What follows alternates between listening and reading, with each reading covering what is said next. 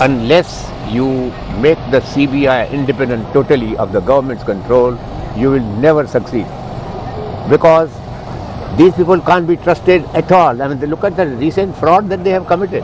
They first make it sure that we don't get any information.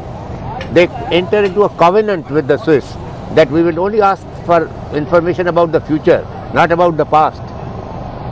And they insist on getting information under the double taxation avoidance treaty. What bloody nonsense. The Germans have never asked for it. The Germans don't say it, the French don't say it, the British don't say it. But what was the need, sir, may I ask you? For instance, when you started saying that there was this magazine that you had seen, a Swiss magazine, which had named our Prime Minister in 91. Yes, of course, I said that the talk of Indian corruption is not something new which Anna has started.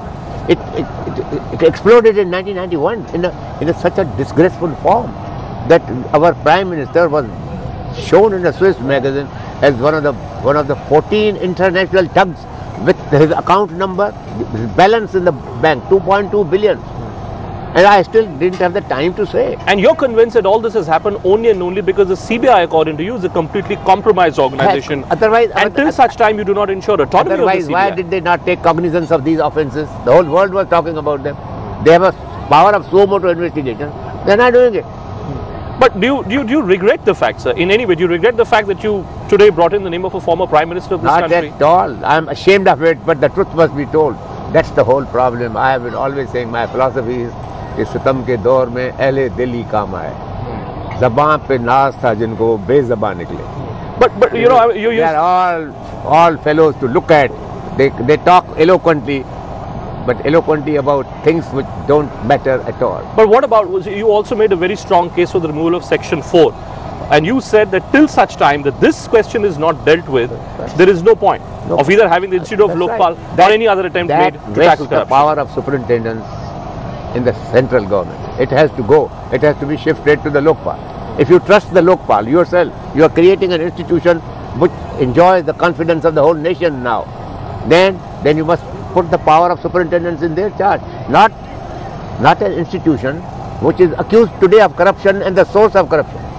But you've heard so many speakers from both sides all through the day. Do you get this sense, Mr. Jethmalani, that the Rajya Sabha is really serious about passage of this bill? I believe that ultimately it's a question of attachment to the parties. The opposition parties mainly are trying to preserve the state autonomy and prevent a trespass into state jurisdiction, but they are right there. And on the other hand, the Congress people are wanting to pass it.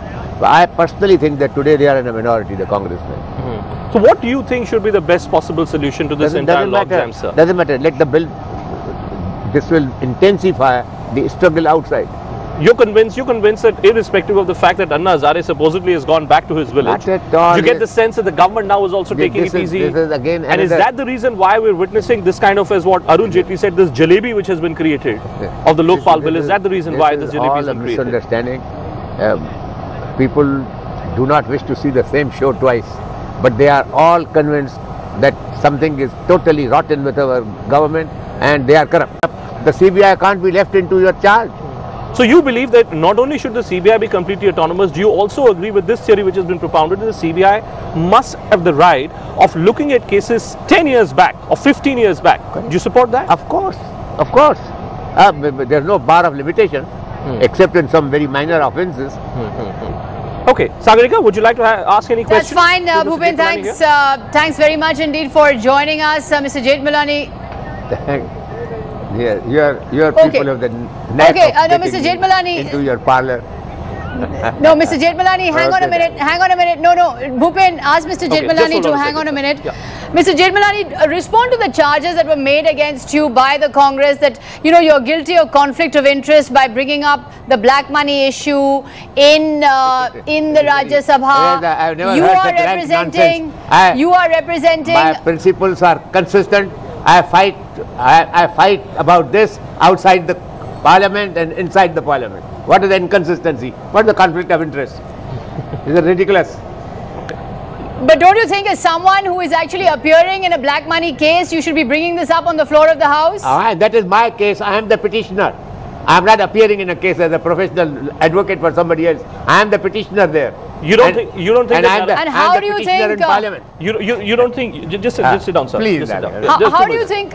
How, Yes, Sagarika, go ahead. Mr. Jethmalani, how, in your opinion, is the Lokpal going to help in fighting black money? How exactly, in your opinion, is the Lokpal, which is a legislation centered in India, how do you envisage it fighting black money? Black money today, please understand, black money stashed abroad is the most important item in the counting of the money that has been taken away by corrupt people. The most important product of this corruption is the money stashed abroad. It is $1,500 billion. Please understand, if this amount is brought back to India, every Indian family will have 2.5 lakhs. Final question to you, But sir, before Mr. I let you go. Jethmalani, You know, as you were coming out of Parliament, there were all these arguments that were, yes. Bhupen, just hang on a minute. He has Mr. to go, Jethmalani, Sagarika. Okay. no, Mr. Jethmalani, you brought up the name of Mr. Rajiv Gandhi. You have directly named Mr. I didn't bring Rajiv up his Gandhi. name. People know the name But already. why? So I then didn't is it bring the name. is Did it I ask? no, ask is it your did you hear personal me? political Did you agenda hear me here, utter or that is it the name? anti-corruption Mr. agenda? Sagarika, please tell me, did you hear? But it is my agenda to fight against all corrupt people who dead or alive. Why did you bring up Mr. Rajiv Gandhi's name? Because he is the person who has started corruption in a big way.